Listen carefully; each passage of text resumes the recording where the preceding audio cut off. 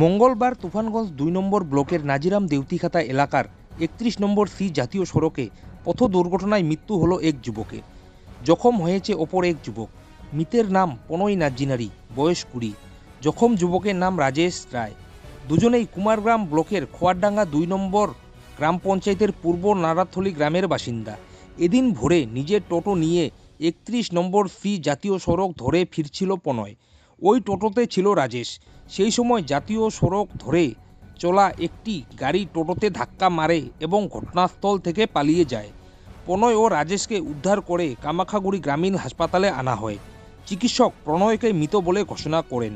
রাজেশকে আলিপুরদুয়ার জেলা হাসপাতালে রেফার করা হয়, সেখানেই তার চিকিৎসা চলছে। এদিন বিকেলে আলিপুরদুয়ার জেলা হাসপাতালের মর্গে মৃতদেহের ময়না তদন্ত হয়েছে। পুলিশ জানিয়েছে একটি অস্বাভাবিক মৃত্যুর মামলা রুজু করে ঘটনার তদন্ত শুরু করা হয়েছে।